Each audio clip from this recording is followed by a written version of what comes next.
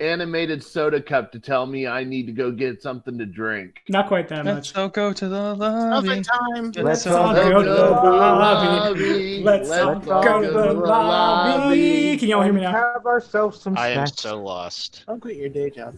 Okay, I didn't get that reference. We are recording. Okay. We are streaming. And I had one question before we started. great. The whole stream can hear you. What is your question? Do we have character sheets? Because I cannot see mine. I can make one for you in a second if you would like. I haven't yet because I didn't know who wanted to use a physical versus who wanted to use a regular. But now that we're all in Roll 20, I was waiting for my turn to speak, but go on. Sorry. Thank you, my friend. Okay, so I had a Golden Sun joke somewhere. I've misplaced my Golden Sun joke. Something, the little dudes jumping around that gave you magic, something, my childhood. I don't know, but I'm sorry, Mr. DM. Saul is a teetotaler, so he does not truck with gin. fair enough. And we're here for the Final Fantasy Heralds of Dawn character prologue with, as again, y'all know, I have, there is a map of like the world that I'm slowly checking off as we go around, and I like DM and play for people all over planet Earth on this dumb board game that we all love so much. Checking off a place that's really far away from where I'm at now with like the living proof of the generosity of my highest tier patron, because my dude lives in my other dude's truck. And now, by virtue of the Tiki tier 9, we have a new, you should probably see this guy a lot more in our campaigns as we move forward. He goes by Spellcraft. How you doing, man? I'm doing all right. I apologize for the background noise. The life of a trucker, much like the life of a martial artist, is fraught with peril. And for that reason, I am taking a small break from being in the truck. I am in a restaurant at our home base. The service is wonderful, the food is good, and until they offer me a sponsorship deal, that's all I'm saying. Fair enough. You work on that. I'm a little far from Bama, but I mean, I like food, so who knows. Anywho, what are you playing, my man? We see the stereotypical Final Fantasy white mage hanging out here. Who are you? What are you? What's your Gestalt combo? I am playing a white mage and exorcist cleric named Saul Goldensoul. That is not his birth name, that is his craft name, as all members of his order, as was common in many other magical traditions, took new names upon the manifestation of his gifts and the beginning of his training. Okay. He is an exorcist and a white mage. An exorcist is a cleric variant focused on dealing with possessing spirits, and it also dovetails well with dealing with demons and other things, but that is not the primary purpose of the archetype.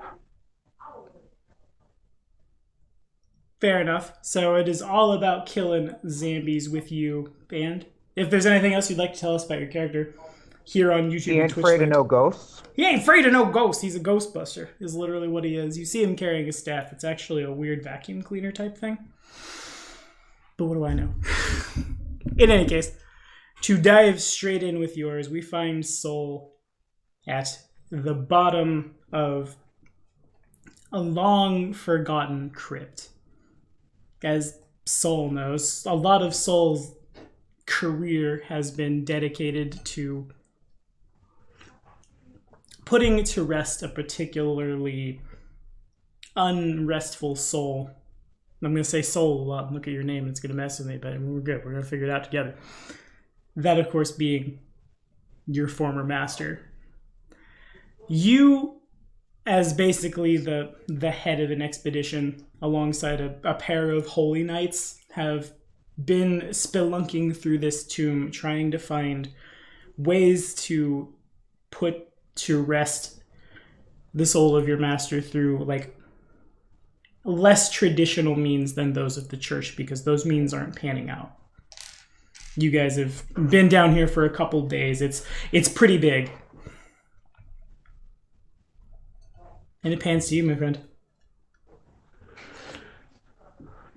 Difficulties in exorcism make perfect sense when you consider that we're dealing with the soul of Aguado that may or may not have been corrupted and driven mad by a possessing force before he died. So I am constantly on my guard. Okay, fair enough. The two holy knights that have come down with you are as well. One of them head, shoulders over top of you, this huge Ronso man with a sword bigger than like most of your body slung across his back, watching the door behind you. The other, a little Moogle with a little whoop hanging forward and a couple of crossbows pointed at a door. As you guys are standing here trying to get your bearings, one of the not quite sarcophagi, but more just like a big stone in the middle of the room, functioning as a tomb. It opens up. They don't notice. I would like to think that I'm alert enough that I would notice such things, and I take a brief moment to consult Chobin's spirit guide because I'm not quite certain of the markings on the sarcophagus and the burial rites that I need to consult. But once I have taken a quick glance to ascertain what needs to be done, I am quite ready with a healing spell on my lips, ready to lash this foul creature with positive energy should need be. Okay.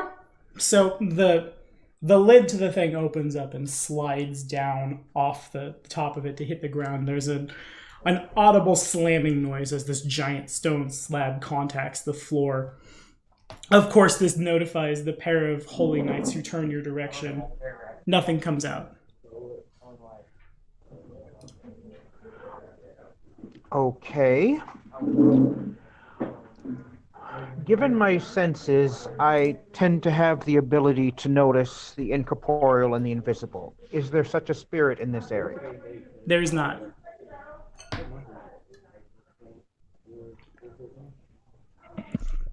Most distressing, this could be some form of mechanical trap. Or an enchantment not directly involving the undead, which I've found to be fairly rare. I've spent so long dealing with ghosts and the undead that I tend to see them behind every nefarious plot. Which is definitely on the safe side. The two holy knights just kind of turn and look at you after there's that pregnant pause of, there should be something horrible coming out of this thing trying to fight us. Nothing happens. They look at you, and the unspoken awaiting of orders carries across the stair from over your head or at knee high, depending on which way you look.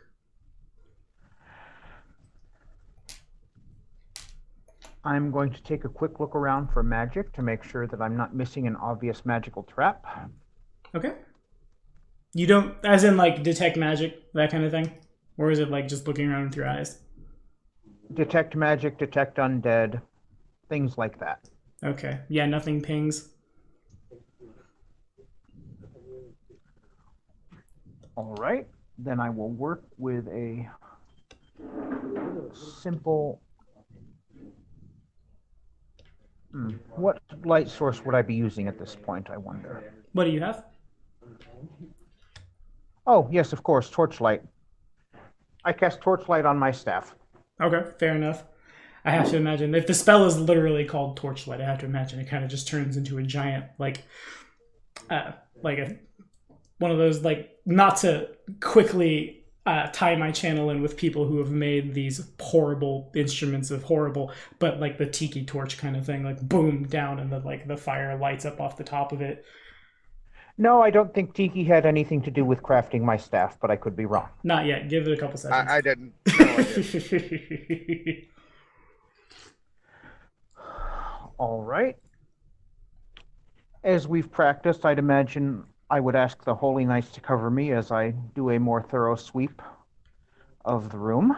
And so they do. The little Moogle jumps up on top of one of the tombs that is yet to pop open to stand on top of it to get a good pie angle out with both of their crossbows, whereas the Ronso's big sword just He can't really put it on his back to sheath it, as it would like drag the ground. So he's a little less Cloud and a little more like Astaroth, I suppose, from Soul Calibur, just dragging, or like not Siegfried, but a Nightmare rather, just dragging this giant sword with him. He limbers it up such as he can, which is fine. He only needs the one big swing, and the blade doesn't have to hit you necessarily. The blunt end will do just as much trauma. They are ready to go. All right. Since I haven't detected any undead and we don't see any incoming signs of hostiles, I will proceed through the tomb. Okay. So as you move up to this thing where the lid sits on the ground looking down into the open tomb, there's a set of stairs.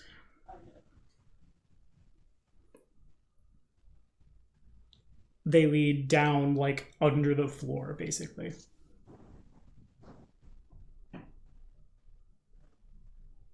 Who had macabre but appropriate symbolism in the pool? I believe you just won.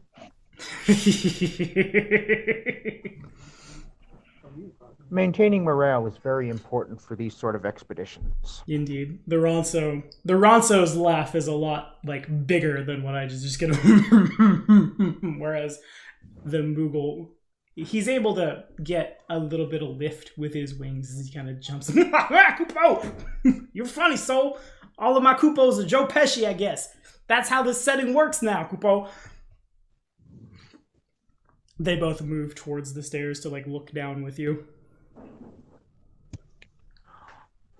All right. The big, strong Ronso should take the front. I will go in the center so I can heal and assist as needed, and the Moogle can guard our backs. Okay. They both nod as you pass out the orders and head down. The Ronso's sword has to go like point first. He has to almost like push it down the stairs like it's an awkward piece of furniture. It kind of is. The stairs are pretty steep. They are... I really hate using other video games to describe the way things look, but I'm going to say the stairs at the beginning of Resident Evil 7.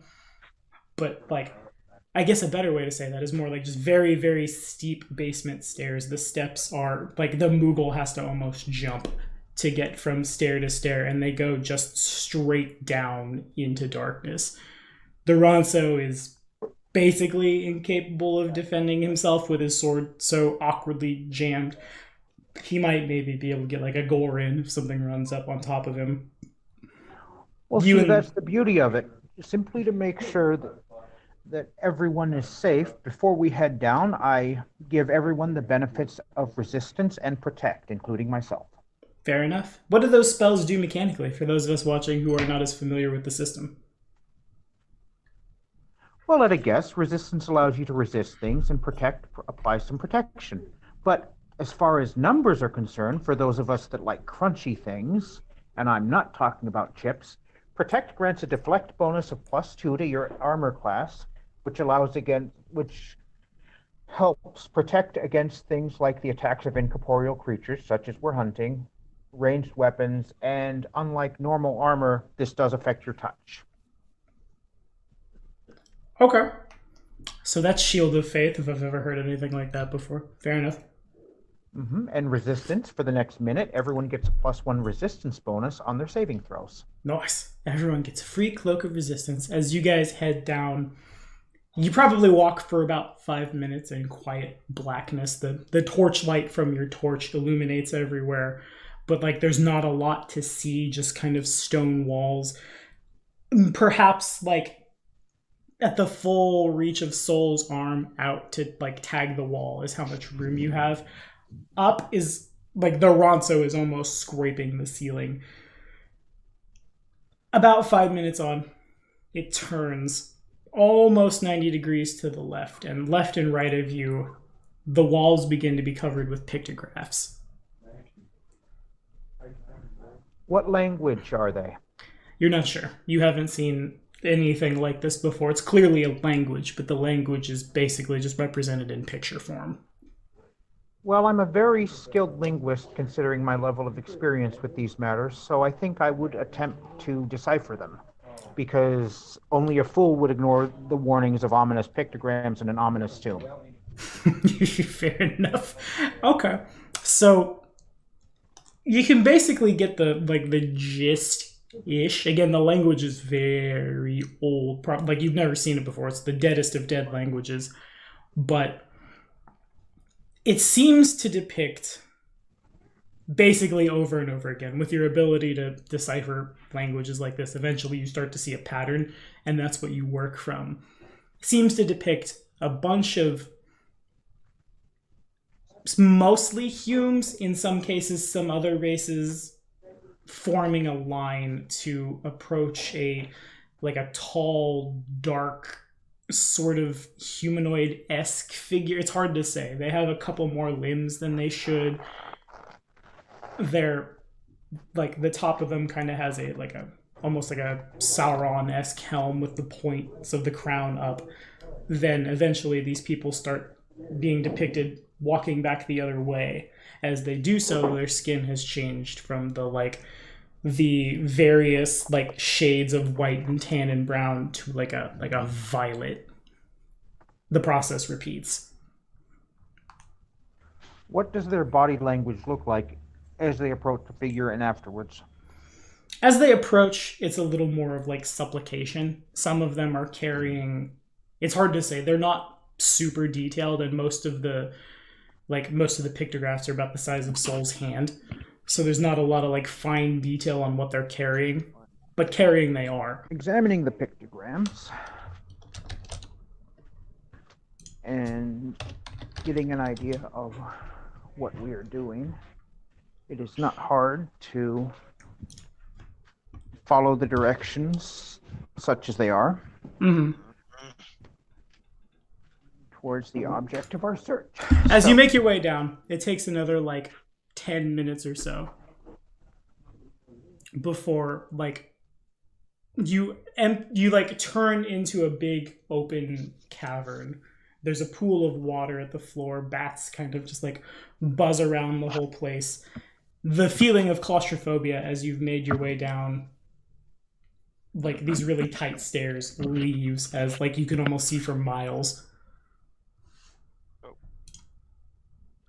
All right. I am reapplying resistance and protect as needed. Okay, fair enough. There's enough room as you come out that all three of you can spread out. Nothing jumps out at you, but your cohorts just kind of look out and wonder at this. As they do so, a couple of the bats fly up, not to harm you, but just kind of to start buzzing around you. One of them lands on the ground and begins kind of just almost as if it were more intelligent than it actually is, on its little hand, wings, and feet, walking up, sniffing at you. A couple join it and then leave and fly up again.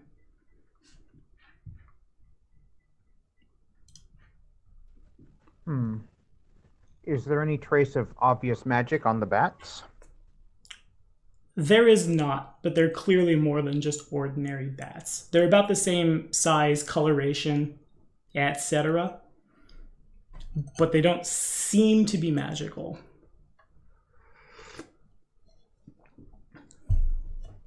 All right. Given the nature of my character as a jack of all trades who has familiarized himself with many things, mechanically I have a 4+ int modifier bonus to knowledge nature, and I would like to see if I recognize these creatures. Okay, fair enough. So you get to staring at them, and as you do so, one of them flies back and lands on the head of your staff, looking at you, and you look at it. It's definitely just like a common fair bat, but something has increased its intelligence. It's clearly sentient. Not Build an Empire sentient, not 1 + 1 is 2 sentient, but understand, mechanically it might have 4 or 5 intelligence. As this is going on, a couple of the bats land on the Ronso's arm as he holds it out, and they kind of like sniff and noozle in his patches of fur, bapping at the Moogle's pom-pom. I don't suppose you've noticed anything strange other than us lately, and if so, you would be willing to lead us to it.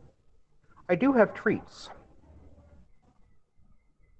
By treats, he tends to refer to the dried meat and other rations, some of which animals such as bats would enjoy. Okay, yeah, fair enough. You pull out the dried meats. They don't necessarily understand what treats means, but then you pull out a little piece of meat and its eyes light up and it moves over and begins sniffing and like booping at your hand. It takes the treat, and as that happens, several more of these bats, probably like 25 of them, all fly over and land as your companions pull out similar bits of food and things to feed them. They begin buzzing in a circle overhead, and this is when they actually start like chittering. It sounds like a bat chittering, but it's almost melodic in nature. Matter of fact, it's almost like they're chittering in key. You're not necessarily the most trained musician in the world, but it almost sounds like they're harmonizing with one another before they all turn and fly down into the passageway. One of them turns around, the one that you fed specifically turns around and boops you on the back of the head and then flies off. I would think that's where they want us to go, so let us check it out. If they are friendly, they're showing us where we need to be, and if they are not friendly, then we may as well spring the trap. We do want to be proper guests, after all. Fair enough. Okay, so making your way down where they're going is kind of perilous. It's not anything you guys can't handle, but there's no clear stairway anymore. There's a lot of like jumping from rock to rock, a lot of climbing. Sometimes the pair of you just kind of jump on the Ronso, who's strong enough to like climb his way down. In other cases, sometimes the bats in like groups of 10 or 15 will grab onto like your clothing and physically carry you. As you reach the bottom, you come upon a like down around by this lake. Couldn't really see it from where you were. This takes about like 30 minutes of travel time to get down there. And there is an altar. And before that altar, there's a depression in the ground about 7 inches deep, give or take. The bats all like swirl around in a circle. As we get closer, I don't suppose I've been noticing any strange presences. Not other than the bats, no. Matter of fact, it's kind of calm in here. Your previous days in this room have been fraught with the undead and the fine art of putting enough positive energy in them to send them on their way. Here is almost serene. Which is odd, given the rumors you've heard about this place and everything you've seen prior. Yes, I'm going to examine the altar now. Okay. The altar is... It's kind of like almost like a word wall a la Skyrim. It's real big. Like behind it, there's a wrapping around in a half circle about 20 foot high with a bunch of runes that Soul would recognize as basically the fundamentals of necromancy and what those who seek its power believe. The notion of you can do so much more for the world if like you live long enough, and the only way to make sure the status quo is maintained is to give yourself over to undeath and live forever, that you are there to maintain it.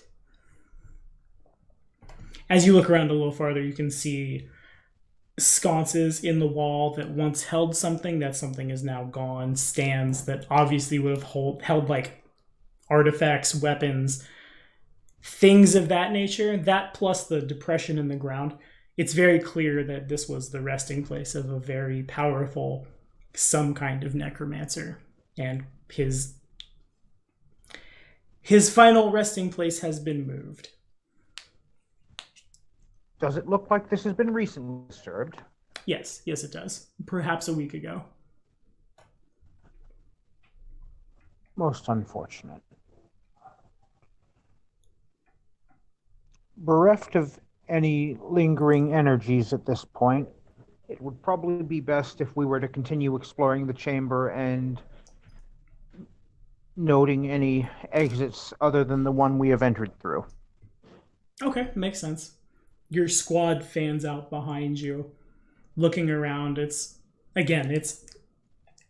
should that thing you were destined to fight have been here, it would have been a knockdown, drag-out brawl. But without it, it's serene, it's calm, it's quiet. Your companions spend most of the time looking around in broad strokes.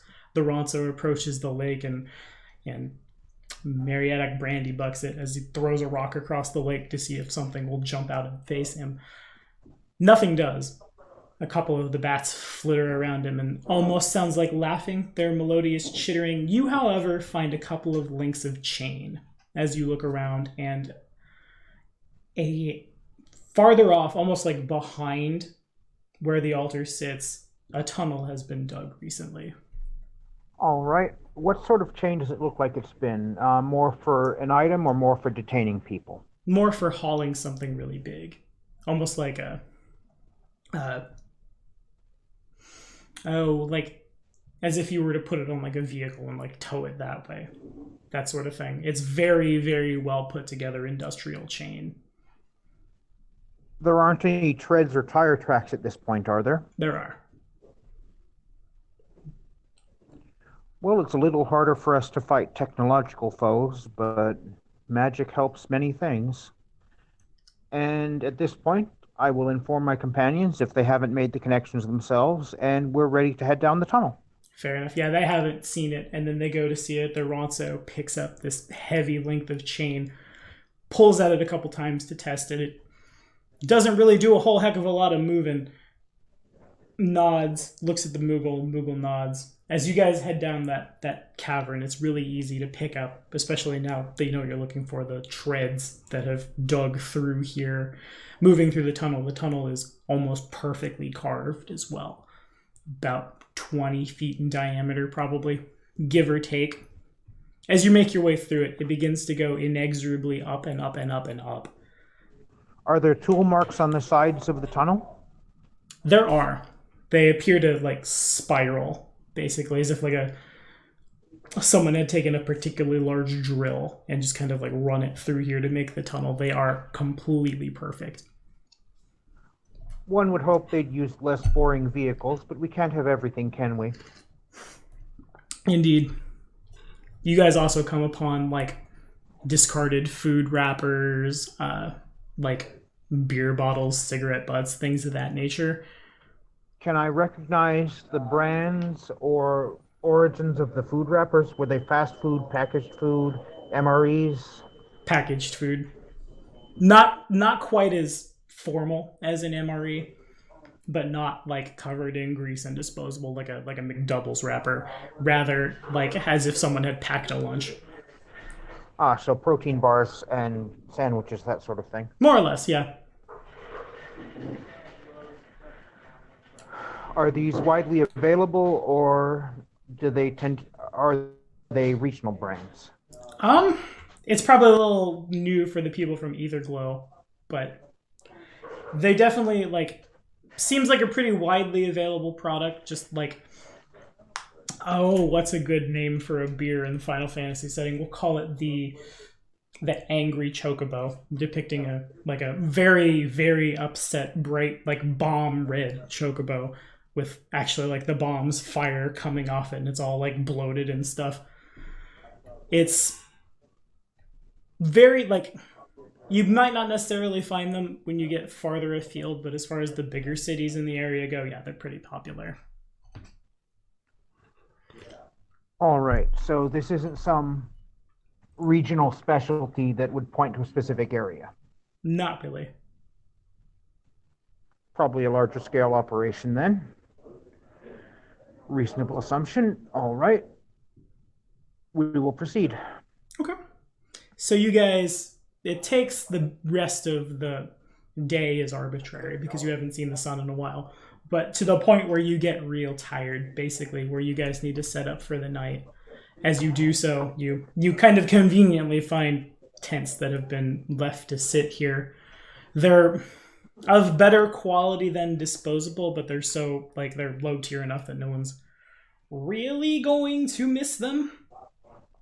In addition, you find several flyers strewn about the place, indicating that in the city, a city that's not super far from here, known as the Serpent's Coil, it used to be a headquarters of, like, well, not headquarters, that's wrong to say. Long ago, it was like the hold of a barbarian tribe, and when they were run out, and when the proliferation of technology and people moving forward came in, they kept the name.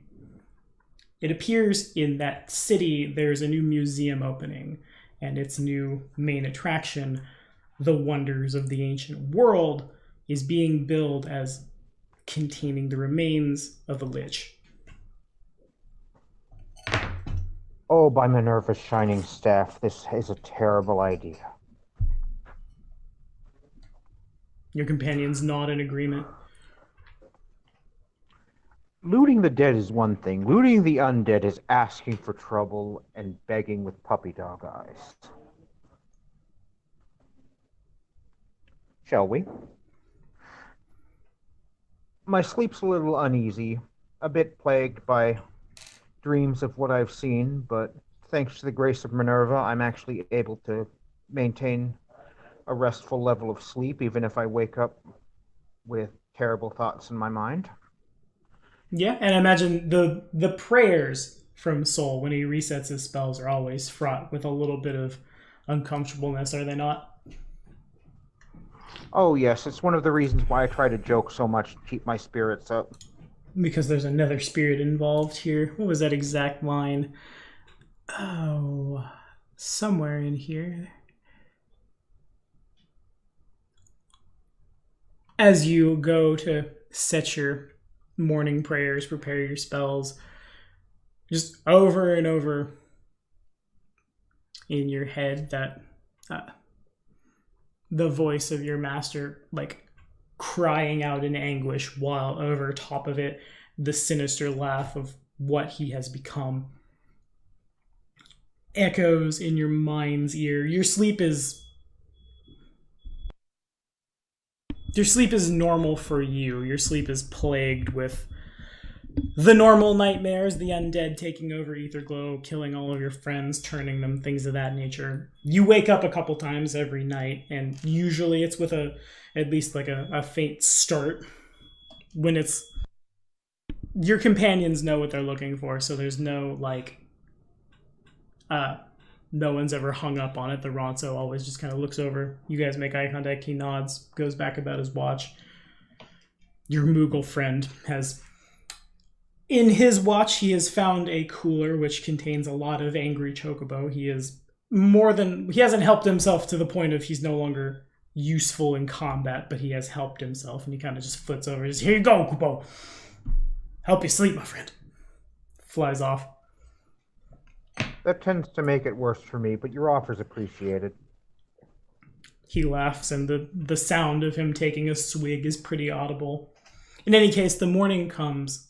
You guys make your way back up to the surface. The sun is blinding, as this is the first time you guys have seen the sun in forever and ever and ever and ever. As you reach it starts as a cave from your end, from this point of view, a cave, a nothing, just kind of a hole in the ground that eventually gets widened and drilled to perfect. You guys go to head out. The Ronso grabs his sword and leans over. As he does so, it tags a bit of the wall, and the wall gives, as it appears he's found a secret door. Let us not question our good fortune. He nods and kind of just turns and chest kicks it to open it. Inside, there is a journal. Checking for magical traps. One definitely pings. There's a latent aura of evil, basically, sitting on this. Grabbing the book is probably a bad idea unless you do something about it.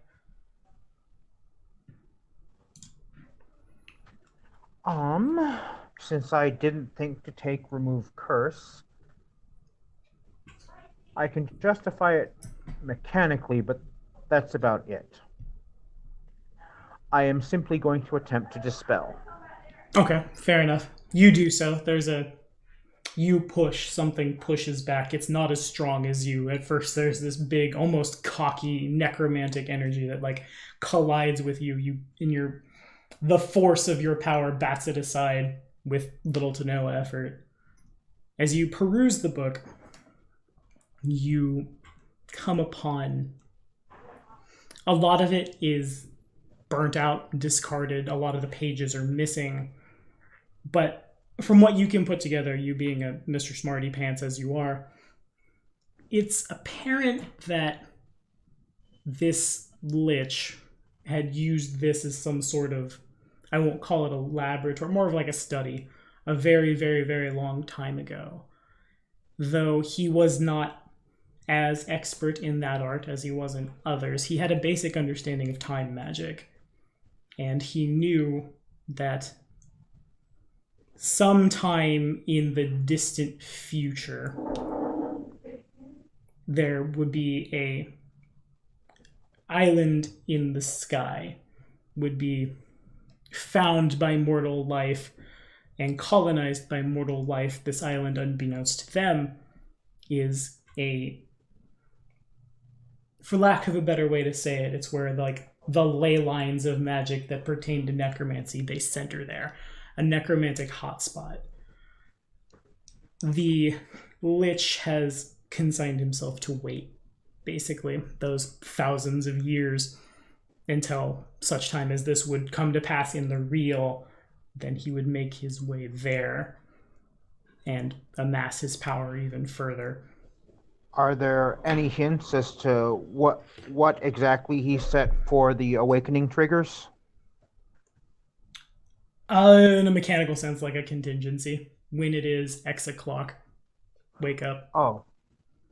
All right. Am I able to glean anything of a more precise understanding of the date he's mentioning? You can. As you flip through and you understand all this and what he's doing, the date is tomorrow. At least you think. You could be off by a day or three.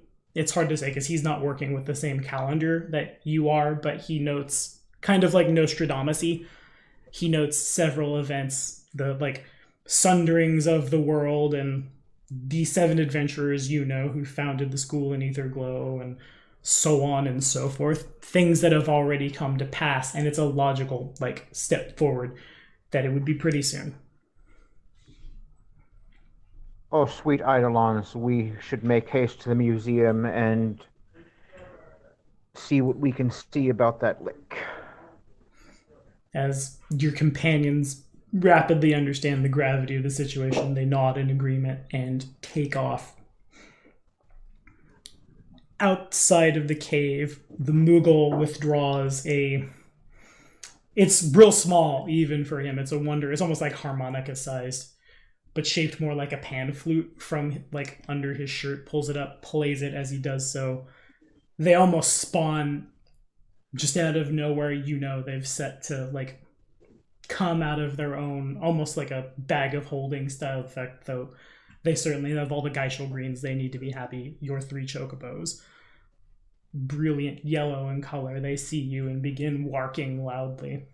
Turn, and I suppose they'd have to go almost into a seated position for you to mount them being giant ostriches. Yeah, they lean yes. Down. Quick grooming to make sure that they aren't going to suffer or have their performance lag because of this. It doesn't take long. Once I've made sure of that, because chocobos are not machines, then we will head off towards the indicated city. Okay, fair enough. They are very appreciative of your attention and care. All three of you have formed a pretty close bond with these guys. They bark happily and noozle in your direction. One of them has basically just like a makeshift sled tied to the back of it to carry your Ronso companion's sword, because there's no good way to carry this gigantic hunk of metal whilst also riding a giant ostrich, basically. Yes. You guys take off. The Serpent's Coil is not super far from where you guys currently are. It takes perhaps an hour before the pastoral countryside begins to give way to suburbia, begins to give way to very like uniform houses that still sit amidst like a wooden palisade where once like barbarian kings once held sway, worshipping some long forgotten serpent god. Even the name is lost to the three of you. So long ago have they been run off and just mysteriously left there, like everything they had behind. You begin. Go ahead. Because speed is an issue, I will be periodically using Restore and Regen to ensure that the chocobos do not cramp or strain themselves, and thus can maintain peak performance for a longer period. As they have been trained over the course of my expeditions, they know that when this is done, they will receive a rather nice helping of nuts. Fair enough. And that's definitely super key for as hard as you guys have to push these guys. They begin to flag, you stop, you build them back up, they get happy nuts, they get treats, they're happy, they work happily. You guys run into truly where the town sits. It's not mechanically that anyone needs to roll a reflex save, but as you begin to make your way down the streets of the area, a sizable vehicle careens around a corner your direction. The three of you are able to move your chocobos out the way. Thankfully, the vehicle doesn't really seem to notice you guys. It just continues barreling forward. It's not long before it leaves the road and careens with a house. As in, it is colliding with a house? Yeah, it just like directly into a house.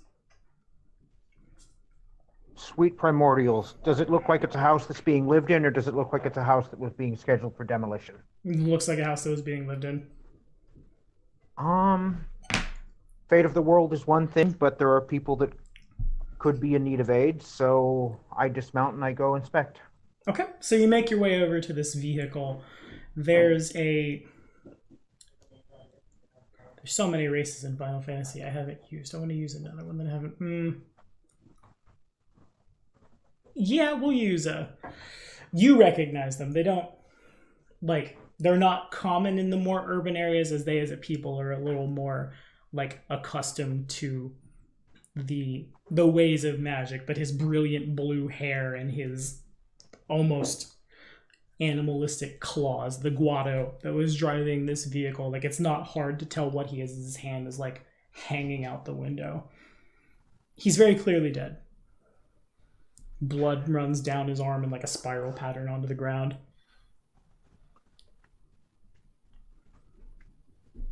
I say a prayer in Guado for him. Okay, you do so. And I check for any other passengers. Okay. You don't see any. There looks like it was just a little two-seater. As you look around, you try to look behind the poor Guado who's met his end. Then his face turns to meet yours, and his eyes have gone a pale, milky white. His jaw hangs down, just lolling his tongue, half of which has been bitten off. Kind of lolls out of his mouth as the familiar moan of the undead cries out. As this happens, 3 Humes from inside the house begin shambling your direction. Has the city been oddly deserted while we've been there, or is this just the house? It has. You haven't been there very long, but now it does dawn on you. Oh, Bahamut scales, we are in a little deeper than I thought. Indeed. The Ronso and the Moogle have both, like, circled up around you in a triangle formation as, like, you look around and more of the unquiet dead have begun shambling down the streets of this town. You guys are rapidly surrounded by what looks to be a sizable portion of the town that has been brought back in life. How damaged is the vehicle? It's probably not running anytime soon. There's a lot of steam is coming from the front of it. It's not normally how the spell is supposed to function, but I am skilled enough in the ways of spellcraft that I think I'd be able to manage a quick and dirty windrunner on the chocobos. One would hope. That being like Expeditious Retreat, I believe. Yes. Okay. Yeah, I don't see why not. That's fine. You're able to cast it on the 3 chocobos as you guys, your cohort understands what's happening and rapidly mounts up. It's difficult going. The chocobos are agile enough that they can like go from like somebody's vehicle to somebody's roof to dodge this horde that inexorably follows you guys. You have enough speed to get away, but it becomes rapidly obvious that there's nowhere to get away to from a higher vantage point from some of these bigger buildings. It's obvious that you misinterpreted that day by a while, perhaps even like a week or so. Oh, that's not good.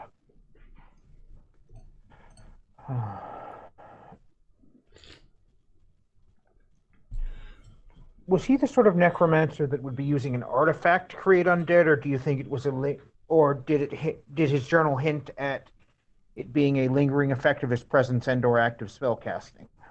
All 3. He is very ancient and very powerful. You didn't get a name, but you imagine that's because his name had to be like wiped from, basically redacted from his journal so someone couldn't learn it and then like true name at him. But bits of like artifacts that he could tie the undead to, his own magic to conjure up the undead, things of that nature. Oh, this gets better and better. As you stop to contemplate this, the unquiet dead begin climbing up one of the bigger buildings in the city, and the part of the city in which you're in is probably like a schoolhouse. They begin climbing their way up. Is the schoolhouse one of the more fortified areas in the city? It could be. It's not fortified presently, but the building is large and it's made of sturdy material. My desire to protect myself is wavering with my desire to search for survivors. Okay.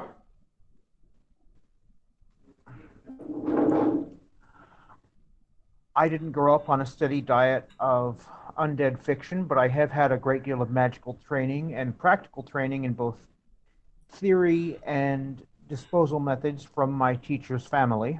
Mm-hmm. And what did they recommend in situations like this? In zombie apocalypses, it's do what you can. Don't overextend yourself. Remember, you're just one humanoid. Your life ends up being the one that's the most important. Do what you can, but don't be dumb. Then Keep I think moving. we should escape and attempt to warn a larger area that can better deal with things, whether it be the mages of Etherglow or the technological armies elsewhere. Okay.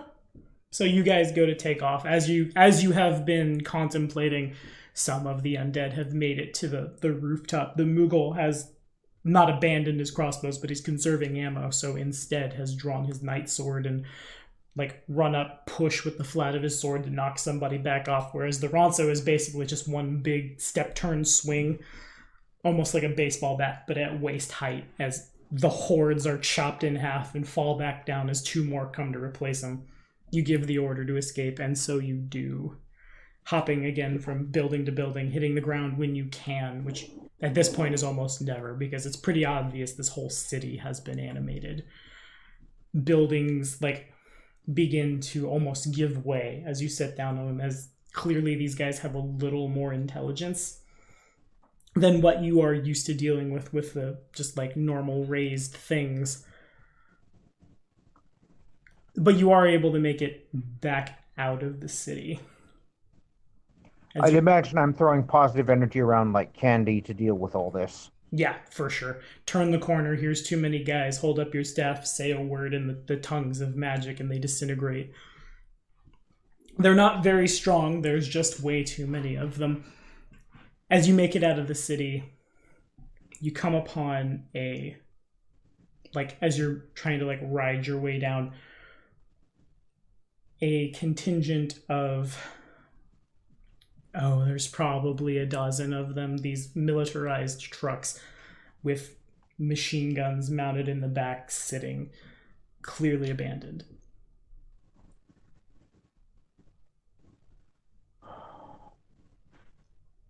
And they don't appear to have any undead in the trucks themselves? They do not. They certainly would have come out as you get that close to find them. Rather, there are several humanoids in the modern armor that you would see for modern soldiers who have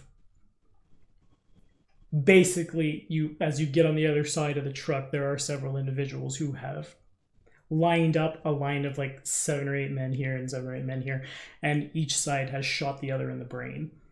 It's not a foolproof means all the time of stopping you being raised as a zombie, but it does stop the most basic forms. Like the zombies behind you are relying on their synapses and what they have of them, basically. Now, if this was something a little more powerful, the magic would sustain it.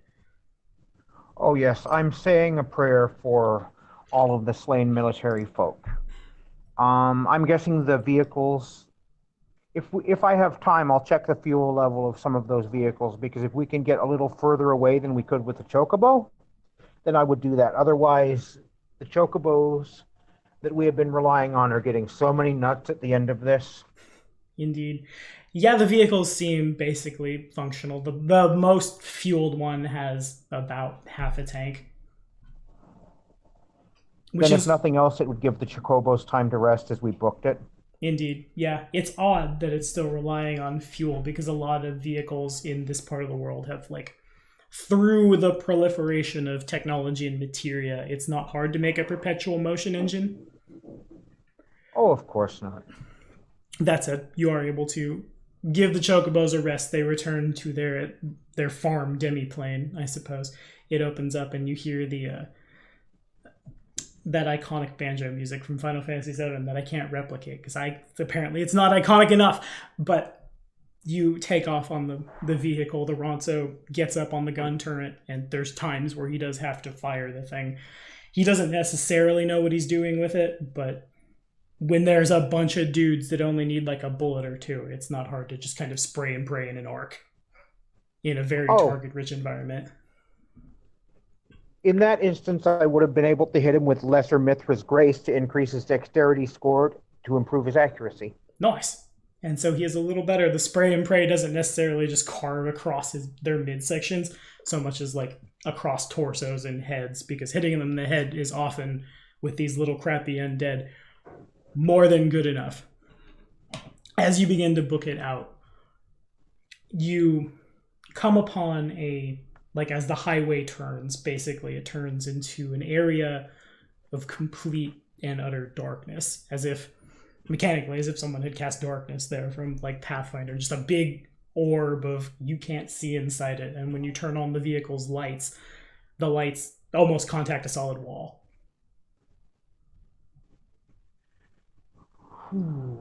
I'm trying to remember if the version of the light spell that I've prepared deals with this contingency.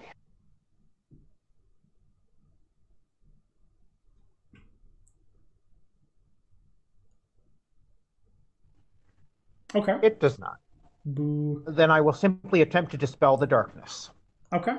You attempt to do so, and this time, you push in with your magic to try to dispel the thing. This time it pushes back too hard for you, and the concentration required to disrupt the magic is lost to you in a second. As that happens, stepping out from the darkness, there's probably about a dozen of them, about the size of a large building. They step on three-toed reptilian legs, their forms elongated, and well and truly you begin to understand why the region might have been called the Serpent's Coils. Basically, these are just massive snakes that have been reanimated in undeath, and as you look a little closer, you notice that the legs appear to be stitched on, as if they'd been pulled from like a dragon or a particularly large alligator or something like that to turn these guys into new creatures. Chimerical undead. My, this day is wonderful. Without, like, either of your allies having to wait, they both just draw swords and go charging in at these things. They are unnaturally agile, especially for being undead. One moment, the head of one of the serpents rears up, and then in the next second, it strikes at the Ronso, he kind of just like leans into it, not thinking. Then he is pulled in bodily as the legs kind of give way. On the serpent, the legs they were made to move the thing. They weren't made to last, and when a giant constrictor snake starts doing its work, they are not made to hold up.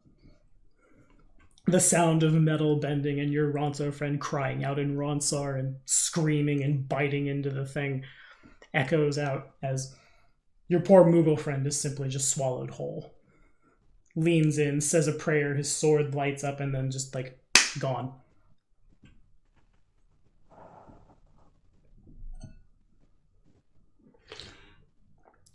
How powerful do these undead appear to be? Pretty powerful. Both of your companions probably still have a chance, but the odds are not in their favor.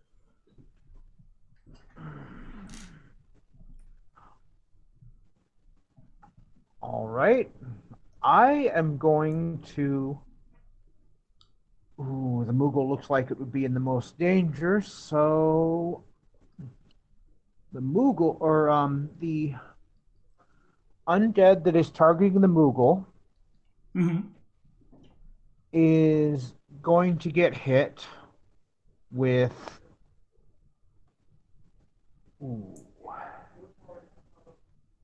7d6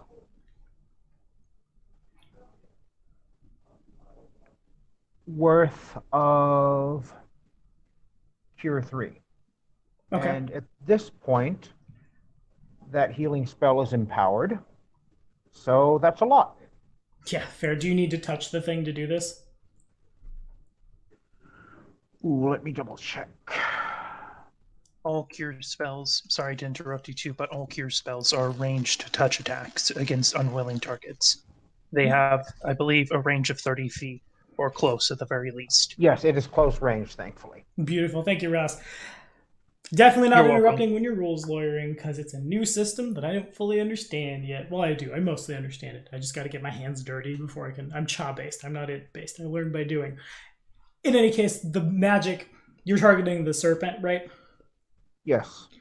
The magic hits it and absorbs into, like, the snoot of this thing. It starts writhing and, like, thrashing about as its body burns with the holy light. Then there's a sizable tear and a loud "Kupo!" as out comes a Moogle from its, like, middle section, it being a serpent covered in long rotted gore as the serpent collapses on the ground.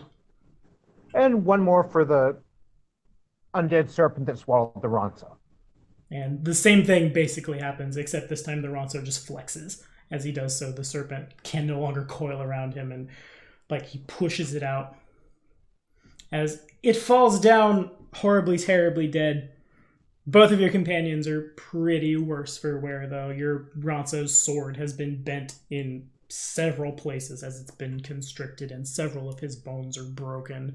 You can hear like the ragged breathing of a rib cage that is very sad at this point. The Moogle is well, he smells horrible, and bits of his skin are no longer there. Bits of his fur, his little pom-pom, has kupoed off at some point.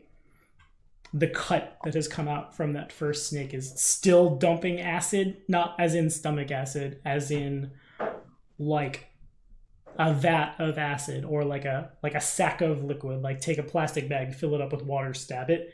That kind of leakage. Oh, okay.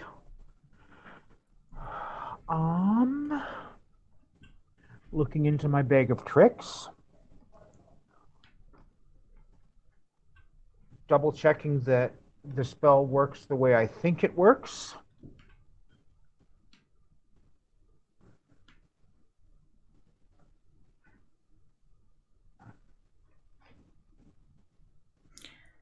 As you look into your bag of tricks, the darkness in front of you disappears, and standing before you,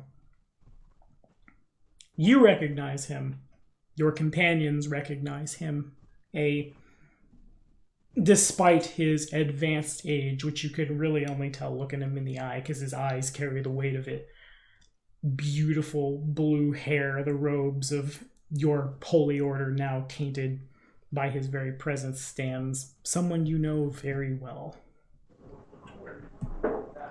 How his body has put itself back together in this way, the easy answer is necromancy. The hard answer is you're not sure, because it looks perfect, as if he was still a living, breathing Guado.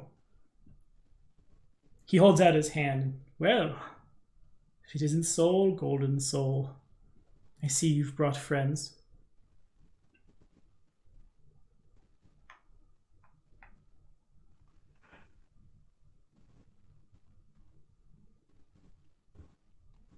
One of the first things you and your family taught me, Master, was that it's always smart to get as much help as you can.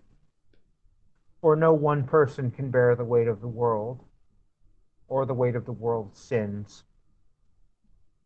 Indeed.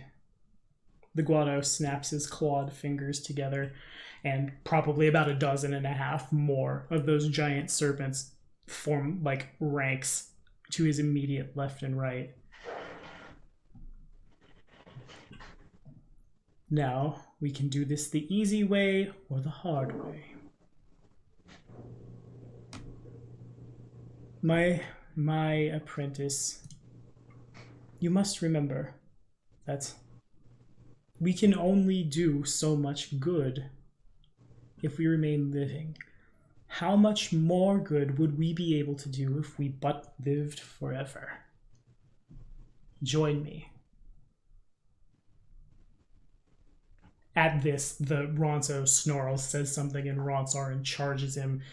Your former master snaps his fingers, and the Ronso's body explodes.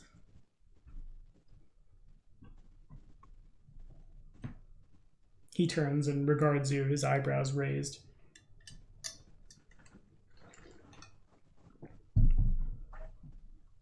Your intentions may be noble, but your methods leave much to be desired.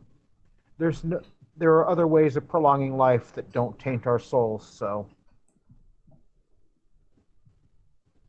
I see. Yes, of course, I'm just out of character, yes.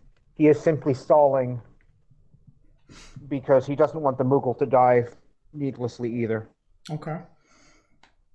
The Moogle, as you're saying this, he looks over, he sees your poor friend explode in a shower of disgusting out everywhere. His sword kind of just like falls and skids from the momentum of his charge that has suddenly stopped basically to land at your master's feet. He steps on it, and it's a really, really thick, and I am intentionally pronouncing the C's there, affair, probably like almost a foot wide, of just like a foot tall laying down of solid steel. Your master steps on it, pushes down, and it bends, though it's already pretty messed up, in a complete V. At this, the Moogle turns, drops his weapon, panics, and runs. He makes it about 5 steps before your master snaps his fingers. A bolt of necromantic energy catches him in the head, and he kind of just stops, turns, and begins walking back towards your former master and the serpents.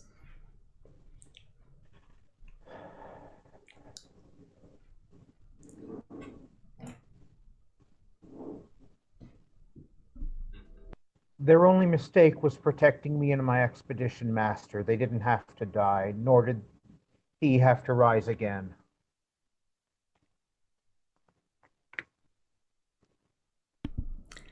He smiles. Then I see you have made your decision.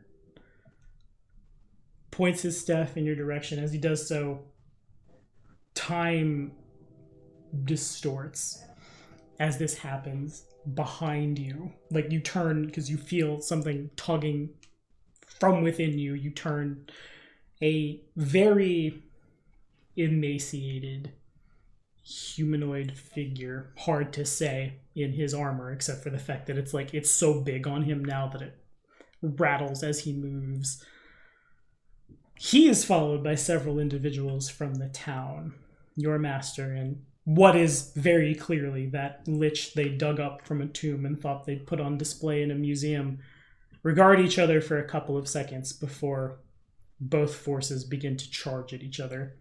They, the two necromancers, Harry Potter at each other. One beam of like pure blackness and a crimson beam collide with each other as they push back and forth, trying to like gain any kind of anything over each other, as several well-dressed humanoids in business suits all like begin climbing upon a serpent that can't entangle all of them and begin just like tearing the skin off from them.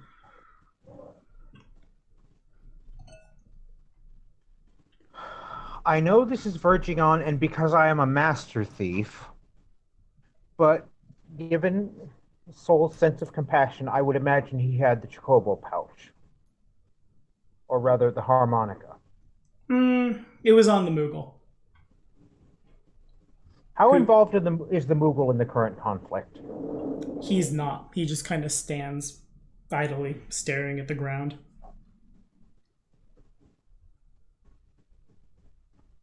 Then I guess I would sneak up to the Moogle and attempt to pickpocket the Chocobo summoning harmonica. Okay. You are able to do so. He looks up at you. It's clear he hasn't been like killed and snap reanimated so much as his will to resist has been eradicated, and he's been dominated by a powerful spellcaster, and he's kind of just standing waiting his turn to be So reanimated. he looks like he's the sort of undead that the soul is still in there screaming inside? More like a feeble mind plus dominate person sort of thing. Ooh. Did it look like the blast that was used was the sort that would kill him and then raise him as an undead, or does this look more like a dominate effect? Again, more like a dominate effect. The killing hasn't happened yet. It's hit him in the head, but he's alive. Ooh. And I didn't take any protection from evil or anything like that, because of course I didn't. I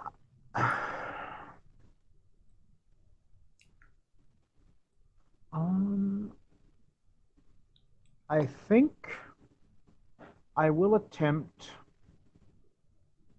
What the bloody hell happened to my mouse?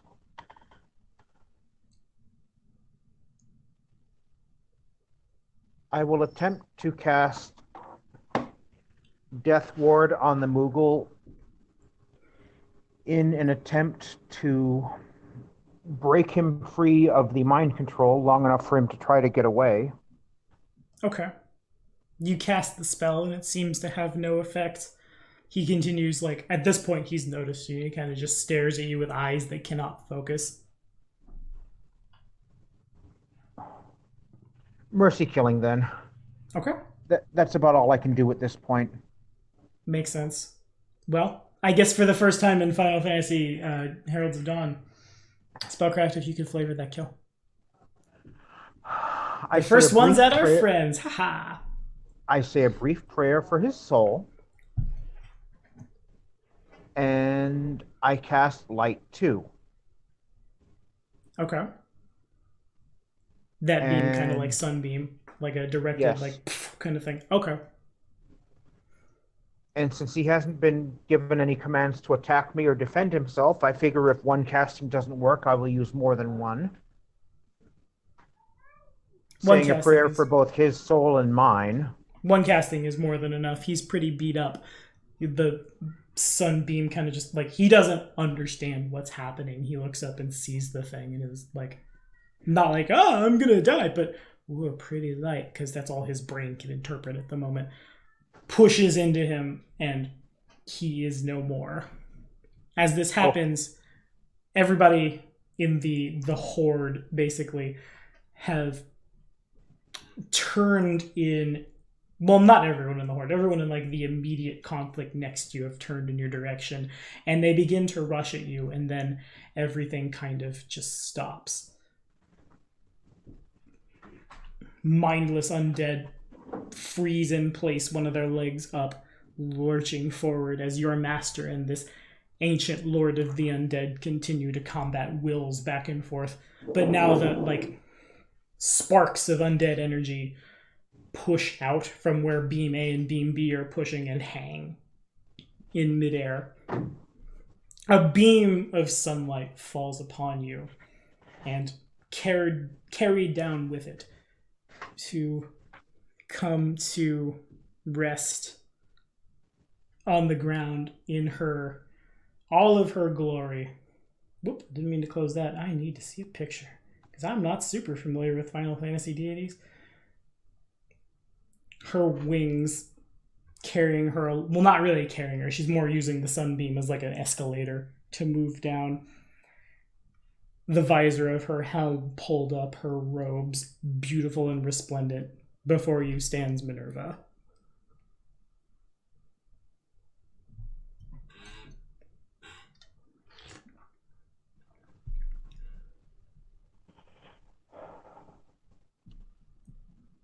I'm sorry, Lady Minerva. I could not do anything for them. It is okay, my child. She moves closer, and like every hair on every inch of your body stands up with the like radiance of a deity that should blind, deafen, and strike you dumb on the spot as this individual like takes you in. All is not yet lost. I need to What ask must you I- a favor.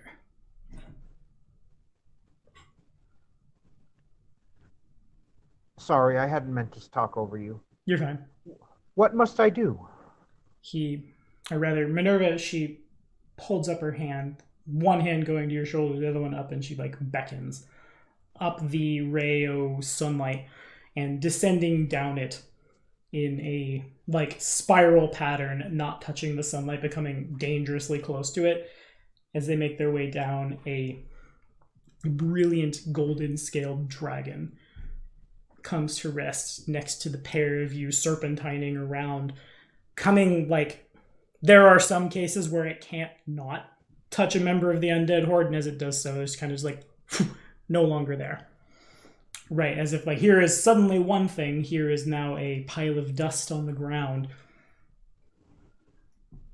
My child, I need you to travel to a faraway place. A continent in the clouds has recently been found by your kind. That continent holds the secret to stopping. She looks back at your master and the ancient master of necromancy and the destruction they will wrought. It's a long journey, but there is no one else.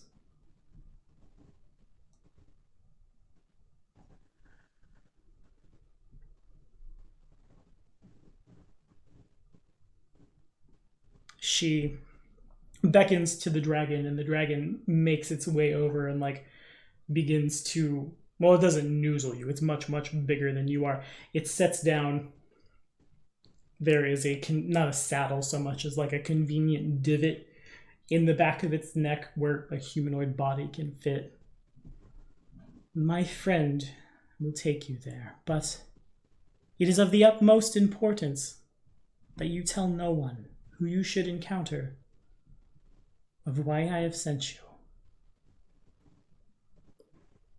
If word should get back that I have sent someone to unravel their power, well, I fear you stand little chance against what those two can wrought. Do you understand, my child? Yes, my mind and my lips shall be as sealed as I can make them. Good. The dragon looks your direction, waiting for you to saddle up, basically. Words cannot express my gratitude for the help you have provided. No, I think I could do a little better. She reaches out to your staff, says something in a combination of tongues, true speech, and don't listen too hard, or it will stricken you with you have heard the language of God. As this happens, your staff begins to uncurl itself for just a brief second into a perfectly straight line of wood. She begins carving symbols, again in a language you probably shouldn't try to read too hard. It will be bad. It takes her a couple of seconds. It's very fast for her to run down the entire length of the thing, and then it wraps back up. Your staff looks entirely unchanged, but as you feel it in your hand, it feels warm to the touch, as if you were carrying like a set of hot hands or something. That kind of heat. It's comforting. And it fills you with a sort of inner strength. As mechanically, in return for a backstory, while you wield that staff, you receive a bonus equal to half your level on will saves versus mind affecting effects. A combination of, well, you already have things in your head that make you feel not the best, and Minerva will see to it that you will make it through. The dragon serpentines its way back up the stair of sunlight up into the clouds, and by the time it clears probably 30, 40, 50 feet, things start animating again. The time stop resolves. They look up, they see you. Several of the undead creatures look a little too close at absolute divinity and are burnt out.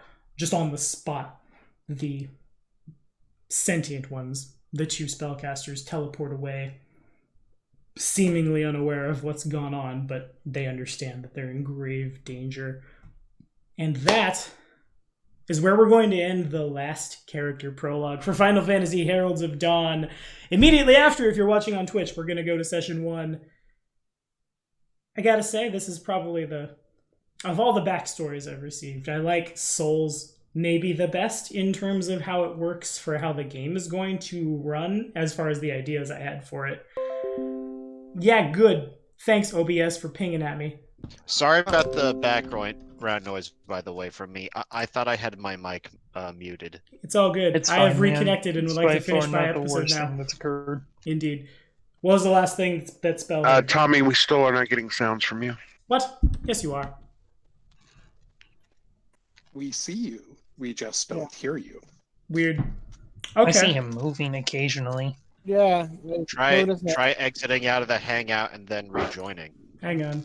I see what it is. Oh, Josh, man. Hi, Going Josh. for that Weird Al look. We need to turn on the subtitles. And not Seriously, the ones in Mandarin. I'm expecting intertitles at this point. His gestures should be a little more exaggerated. I'm make sure- expecting intermission and animated soda cup to tell me I need to go get something to drink. Not quite that Let's much. all go to the lobby. Nothing time. Let's all all go go to to the the lobby. Let's all go to the lobby. Can y'all hear me now? Have ourselves some I am snacks. so lost. Don't quit your day job. I didn't get that reference. Who are you I'm not that referring kind to of when bard. you You say may not don't be quit old your enough. Day job? Am I coming through? Because I don't have a day job. I have a night job. Yes, we couldn't hear you for a few minutes there, and so we started to talk to one another. And then somebody mentioned the "Go to the Lobby" song, and I started singing it, and then we all started singing it. It could have Works been for me. muffin time. We could have been topical. So what was the last thing that spell heard? And that ends Session. the session. Oh, fair enough. Okay, cool. Then we've got everything. Nice. I guess real quick, I'll tag this on in the end. And we can't see him anymore because my camera pooped its pants, and now it's here. Say bye, my friend. Farewell.